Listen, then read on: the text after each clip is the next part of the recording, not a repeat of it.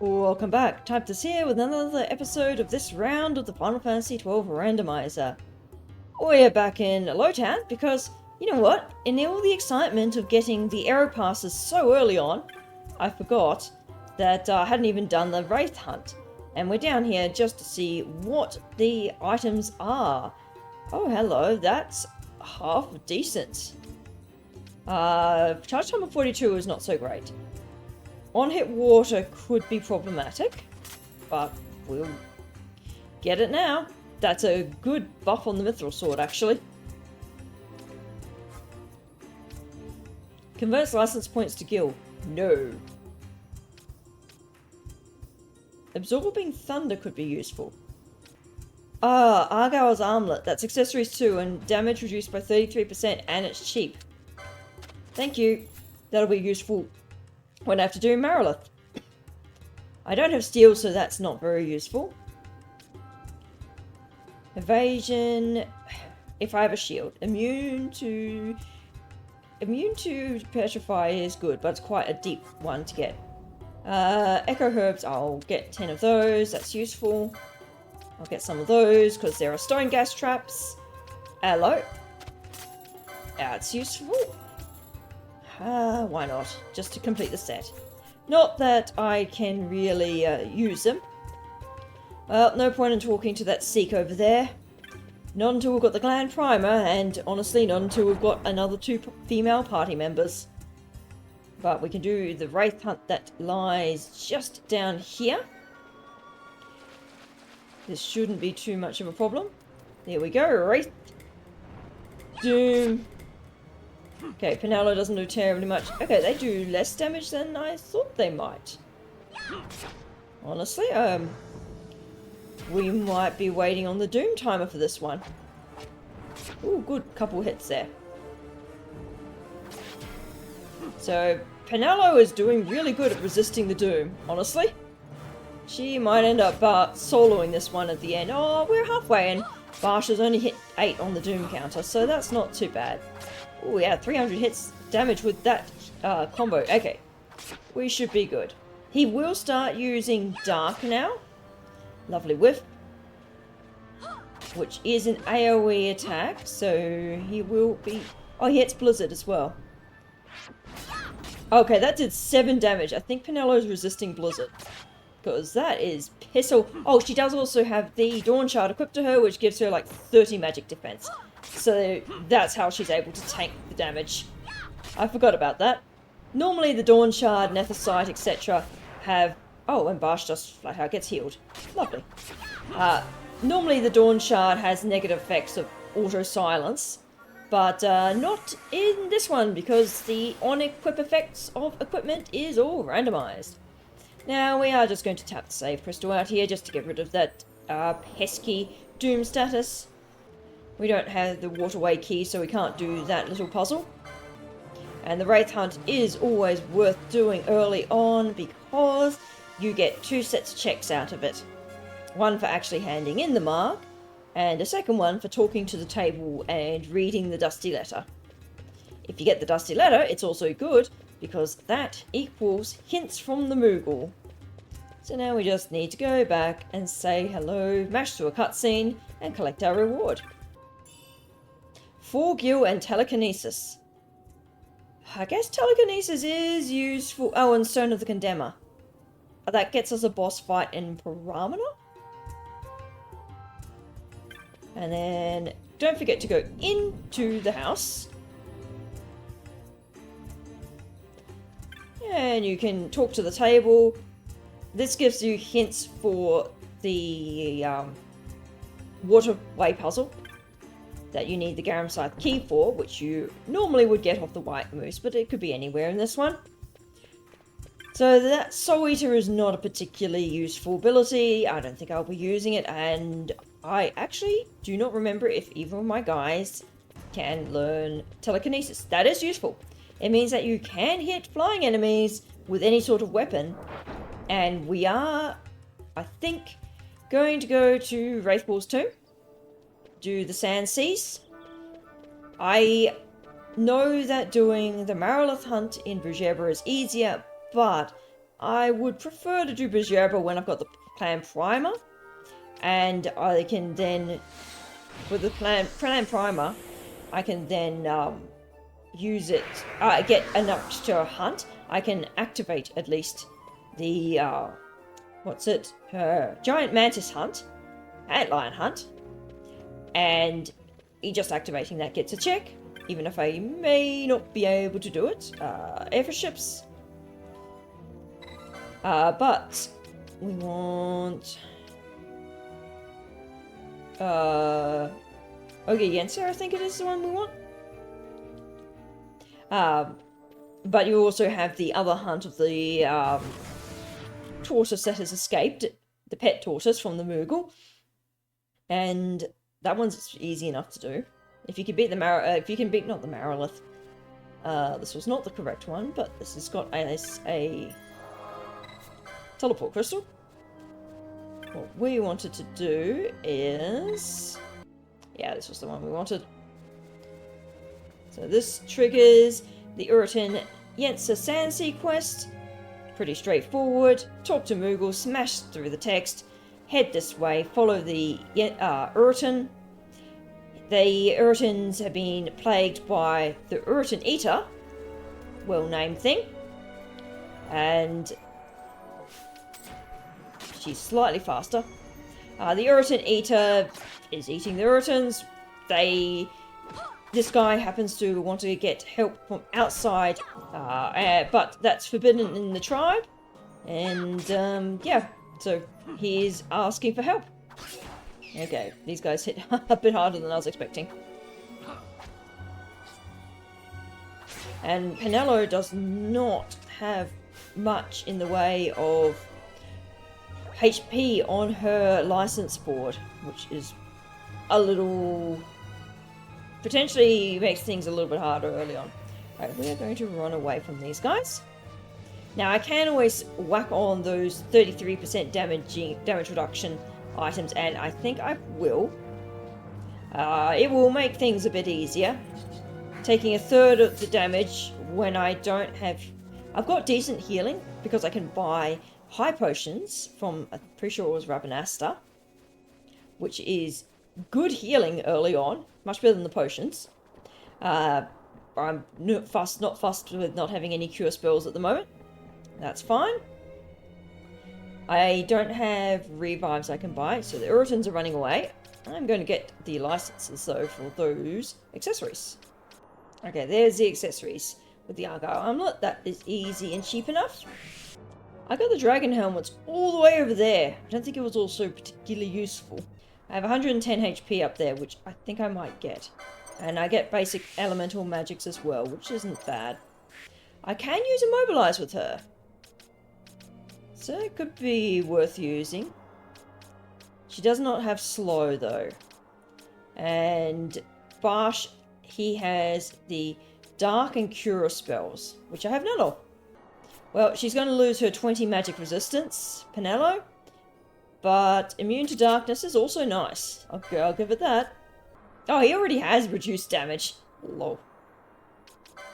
So he can have the Dawn Shard, so he can be tanky magic resistance. So now Penelo has a bit more HP. So up here, this shiny tortoise, a unique enemy, is going to be... I don't want to attack that. Thank you. What we're after. So he will attack the Uritans for us. We're going to help them by attacking the tortoise. He will not attack us as long as the Uritans are there. And the Uritans will give us a bit of extra damage as well. So our damage is not amazing on this thing. I don't think it's got an elemental weakness somehow, so yay for the extra chip damage. I do a Blinder and Persona. Let's see what Blizzard does.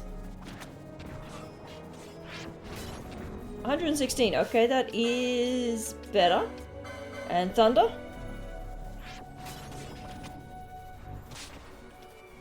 That honestly is better than attacking.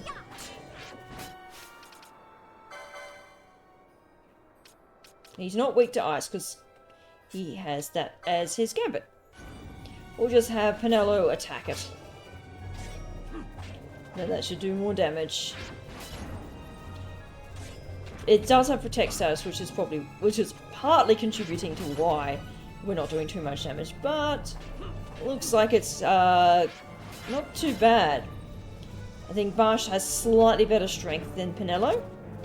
He is a couple of levels higher. Okay, so it's finally gotten rid of one of the Uritans. They're still attacking it, but chip damage, which is fine. He's casting fire on them. Oh, it managed to score a critical. So bows and guns can score criticals, but they can't score chain hits. Unlike melee attacks. Which is, I guess, like an interesting difference between the two. But it's almost done. And because I think this counts as a mark, it's going to give us a ton of XP. Okay, we're out of MP, so we got one hit in and did enough damage to get an MP back. So now we're just going to be whacking it. Yeah, so we're doing like way less damage. And we might as well Blizzard with him. 119. Wait, he just does about the same damage. And he's going to recast Protect on himself, so he has not done any damage to us. And he's on critical-ish HP now. So, not too bad. I'm not sure what this guy is actually weak to. He is definitely weak to something. Alright, now he's finally, ouch, worked out that we're about the only ones left. I think. Alright, time to give us a high potion. He's got to be only a couple of hits left, right? There! Literally one hit. Level 20. Nice. And the Aether has fallen. Now to quickly get rid of that annoying Gambit. And we have to head back to the Moogle. Watch a little cutscene. Go to a next area. Watch a longer cutscene, which I believe they're going to be editing out in one of the later Randomizer versions. Or at least they're going to be trying to. Now we're going to run away from you. Because we don't want to fight you. You guys don't, ouch, really give us much in the way of loot. And I'm not looking to farm 99 of you guys. The only reason I would farm them is if I were desperate for Phoenix Downs, because they can drop them. Desperate for Teleport Stones, because they can drop them. Or I really want a Moogle Kint. Because, well, it's not even 99, it's 50 chain. 50 chain of enemies nets you one of the things in the Sky Pirate's Den, which equals a hint. And we don't want the tomatoes attacking us either. The Alaroons. So we're running up here. And you can just stare at Penelo's ass. Okay, so you go talk to the Moogle. He'll tell us that the Uritan's headed to the other Sand Sea, which we haven't entered. Any treasures? There is a treasure here somewhere. Oh, and it's over here. Nice. Hopefully something good. Some gil. Well, it's not 4 gil, which was what one of the marks was. I'm not too worried about the Garuda fight in this because I stocked up on a bunch of Escaberries, which deal a lot of damage to it. Normally you can only use 1 Escaberry on it. This is unskippable. Because otherwise I don't have a good way of dealing with flying enemies. I don't have telekinesis. Or if I do, it's a little ways away in either of these guys' grids. So I feel like a samurai, which Barshes can learn telekinesis. I honestly don't remember all the abilities and which of the custom jobs can learn what. Alright, we're just going to fast forward through this. So the Uritan carked it. Oops, I keep talking way too far away from the Moogle. And in his death, it has been replaced with a bloom of the desert. Normally that would be Esker berries, but it is going to be, what are we getting? Pick the berries, Blindigar, and Frog Oil. So that was not super duper useful. Oh well, onwards to the Garuda fight. Okay, Barsh can learn telekinesis. It's a little ways away though. There are 2 treasures in this area. That's not necessarily good because this area has a pocket dimension, I guess. Pocket area that can't be accessed from the main area. Because this is technically the same map area that the Belito, or aka Begamnon Hunt, exists in. And there can be items spawned there. No items in here, excellent. I know I'm not going the most optimal route to through the Sand Sea. So we'll just keep on running, not fighting these guys. Don't want to waste the HP too much. There is an entryway to the Zitinin Caverns here. I don't particularly want to go that way because I'm not going to be able to do much with it. Oh, the giant things. The creatures that the Urutans ride. I'm going to kill this thing. They can drop guns, which potentially is a nice item, but probably not. The guns don't seem to roll very high attack, even if they do have armor-piercing damage. We come to the entrance of Wraithwall's tomb, the quite grand-looking tomb area, and it's going to be guarded by a boss that does not give us extra XP, because it doesn't count as a clan boss, and it's not a mark, so it's just doesn't give XP by default either. Okay, now this guy, he's flying. We cannot hit it, except with their Escaberries. And look at its HP. Go zoop. Okay, not as much as I thought. But this is going to be the easiest way to deal with it. We should have enough to deal with it. If not, so it's going to be close, but if not, then we can just use magic. Both of our guys can use magic. I'm guessing Escaberries must also be level dependent for how much damage they do. Because I remember last randomizer, this did a shit ton more damage. And it took like 4 berries to kill it. But I guess not. Or it could be magic stat based. Alright, there you go. And now to set up some gambits. Where's foe flying? And now we can just pummel it. Between the 2 of these guys smacking it with magic, we should definitely be able to finish it off. There, easy. And it's even targeting Barsh, who's got more HP. And we will quickly run through this. We can also get the Vossler fight at the end of this, I'm pretty sure. But this one, I am not going to be beating the first Demon Wall. I do not have a setup for that thing.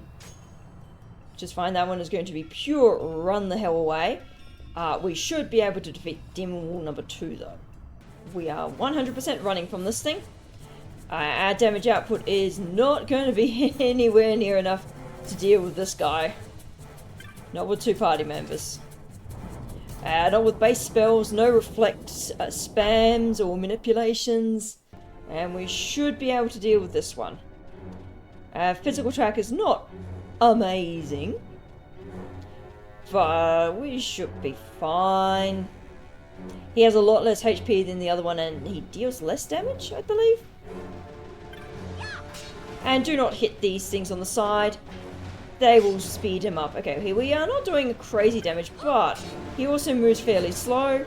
And you can literally just sit here. Annul means we get no MP, which is fine because we're not using magic. So I don't care about the no MP.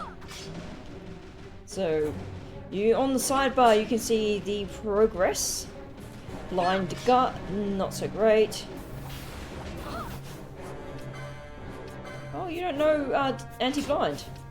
Oh, I will have to fix that. Blindner. So if you have ally any blindner, they will only use blind. Oh, she's immune to it. Right. If, because she's got the item that immunifies her. If you have the ally any and like status ailment cure thing, they will only use it if they if it's applicable. Okay. Was not noticing Penelo losing so much HP. And I'm not sure if this guy can use Teleca when there's only 2 people on the field. Okay, we are slightly dicey, potentially.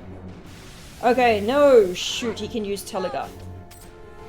That, however, means that we might not be beating this guy. Do we have any items? No, we don't have any items to spam it. So that, we cannot get our Penelo back. If we fail at this one, looks like we will not be clearing Wraithfall's tomb now. We, instead, will be going to Bujerabra to finish off, defeating a mark there. Oh, okay, yeah, we're not beating this guy, I don't think. And now, we've got not much space left to go. You need to hit us with a physical attack. Oh, apparently a null counts. Who knew? But, we do not have much in the way, much space. We're going to... yeah. Alright, so I'm going to just, exit. Of course, when you reload, you end up at the bottom of the stairs for some reason. There is also another mark around here, but it is flying and we don't really have any way to deal with it.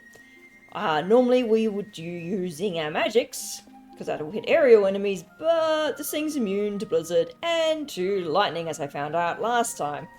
And those are the only 2 spells that we have. So, it is off to Dalmasca West Sand, because this is a convenient teleport crystal that is in the same area as a Strahl boarding port. And we need the Strahl to get to Bujerabra. Let's board Strahl. And let's go to Bujerabra. We do not want to go to the Ridorana Cataract because we will get absolutely annihilated by everything there. And no way we'll be able to defeat the boss there. So we are now in Bujerabra. I must not forget to hit that. And we are only level 20. Okay, we're level 20. That's decent. We just don't have amazing weapons at the moment. Whoop. And this is the lovely floating city. We will see what the item shops have and go hunt a snake in the mines. So this is the vendor that I like talking to because he's on the route. What do we get? That's not bad. Weak, Ice Brand is weak to fire and ice and it hits with electricity. Go figure. Good charge time on that though. Nice lance. Hey, we finally got some shields. That ice shield's not bad. Strength plus 9 on the Lamia's tiara isn't too bad either, and it's decent defense. Oh, Ether's here, that's nice. I've re-equipped the guys. Bought a little bit of armor stuff. Vash, not Van. Vash is got some armor that boosts his strength.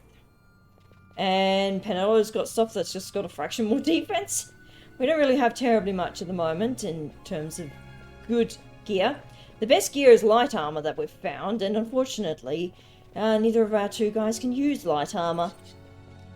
But Penelo's got another 4 points in strength from her grid, so hopefully... Oh, 400 damage from Barsh. That is good, so that extra strength from his equipment is really nice. Nice, one shot. So Penelo can occasionally one-shot things because she has 5% chance to insta-kill. Because she has the Assassin Dagger. Anyway, we're going to be heading off to the Marilith. We'll see if we find anything good en route. Oh, we've got the rare game here. I was wondering why the bat wasn't dying very fast. It's an aerial. I think it can drop some nice equipment, but it did not. No enemies... no enemies, no items found. So in here we have our, not Marilith, Nidhogg. Keep calling it the bloody Marilith, don't I? Okay, once we... Saber, so it can boost its attack. No, I didn't mean to hit stupid batling. Well, the bat's dead at least. So this thing hits fairly hard. Okay, change of equipment for you. I knew that would come and bloody do something nasty. So, Marilith absorbs water, which means Barsh is not doing anywhere near as much damage. Holy crap, the amount of damage lost there, wow. That's, kinda sucks. So the enemies are not doing enough damage to really worry. It's the snake's damage that matters. I just have to keep an eye on how much damage it can do, because it can get pretty brutal later on when it gets like a attack charge 0. Okay, thunder. I don't think anyone's weak to that. Okay, that wasn't too bad. And high potion. It's nice knowing that I can buy high potions, because at the moment they heal pretty much all HP. Okay, the skeleton's casting protect on itself. Okay, cool. Don't care about that. Alright, looks like we might get through this. Fuck off. Wow, that was a lot of damage. I don't have a phoenix down. So, let's see how we go. We're going to speed this up. High potion?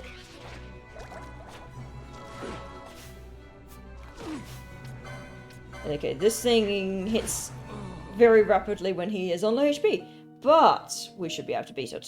Just zoned in and out. The side enemies aren't super scary on this one. Make sure that Barsh does not... Oh, good job, Barsh. Does not have the heal Nidhogg weapon. He has slightly more HP. And I've given him a battle lore, so he's got another 4 strength. So he's doing better damage. He also has a dagger, rather than the mythos sword that he had last time.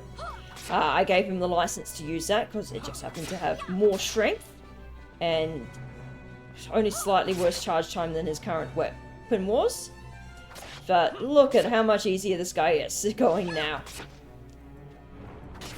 Okay, that's the ouchity move. Please survive. Oh, wow, that was close. So I think he must use Tail Spear on entering critical HP and not use it again. So now he's got, like, attack charge 0. So this is his dangerous phase. And this is where a lot of bosses get super dangerous. And low HP, they get all these extra gambits, which make them so much stronger. So he's got, like, massive reduction on his charge times. Okay, be good to do another one. So just keep whacking away there, Barsh, and there is the snake dead. Not a huge amount of XP, and we did not gain a level, unfortunately. But Nidhogg is vanquished. And we can cure that persona. So now all that is left is go back to the petitioner. I was sort of hoping he might have given us a level, which would make the going through the Wraithwall's tomb a lot nicer. We've not quite got the strength to take out that damned demonolith. The moving wall? Yeah, I think it's the monolith. Okay. We might keep the weapon on Barsh that he currently has. The charge time is not much slower than what he had before with the staff. Although that staff had pretty good comboing, which is nice. I'll take that. Never know what these drops might give us. Oh, they're close to another level up. Only 90 XP for Barsh and 500 for Penelo. And the Lucio Parvia, which is Acom. And we get Gil. And Nalbana Aeropass. That's not super useful. We've got Nalbana Aeropass and Rabanasta Aeropass, which doesn't matter at all because, well, we can just fly between those anyway with the Strahl. So now I have option of going to Wraithwall. That is where there's going to be a lot of stuff to do. Direct checks, though, there'll be the whatever is at the end of Belias. So Belias will be a check, plus when you would normally receive the stone, that would be a check as well. I'm actually going to check with these guys to see if I can't go to the airship. Because we have Bosch. Yes, excellent. Alright, well, looks like we can go through here. So that solves that issue. And these things give Phoenix Downs. Yes, we will absolutely have a party member. Thank you, Vossler. Let me adjust your gambits.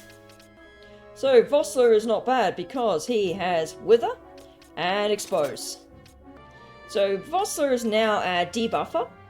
He'll reduce enemy defense and then he'll reduce enemy strength. At the moment, we cannot clear this dungeon. We will have to go through and backtrack. But we can get at least one... There's a treasure in here? At least one check. These enemies are basically infinite spawning. And I will be keeping the map up in this area because I do not feel like getting lost. And I am not going to go hunting for that damned item. Alright, so this route we want to take on this side. Otherwise you have to go really big, long loop. No, treasure's in here. Interesting, there's like 4 treasure spawns that you can get here.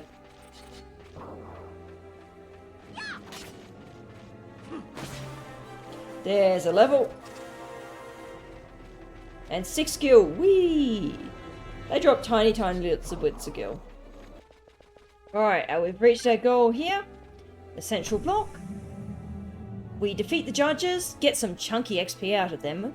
Hopefully. They should be fairly easy. Fear not their numbers. Take down the leaders and the others will follow. We have a higher level than what we're supposed to. Vossler's going to do his own thing over there. But we can take out these guys. Actually, Vossler, over here. And Pinello. So this is the instance where having attack highest max HP is useful. Because it means they'll always attack the boss and not the add-ons. The add-ons here will not give us terribly much in the way of defense, or XP, I mean. Alright, and that's it done. 3,575 LP, so not a huge amount of XP. And unskippable victory fanfare. I think it's the only one in the game. Well, one of the only ones. Pinello did her acrobatics. So the camera does spin around a little bit. It takes a little while. But there is one check we can do, and that is go say hello to the door. You need the brig key if you want to go any further. So this is it. So we got Bone Crusher and a bomb fragment. That is not very interesting.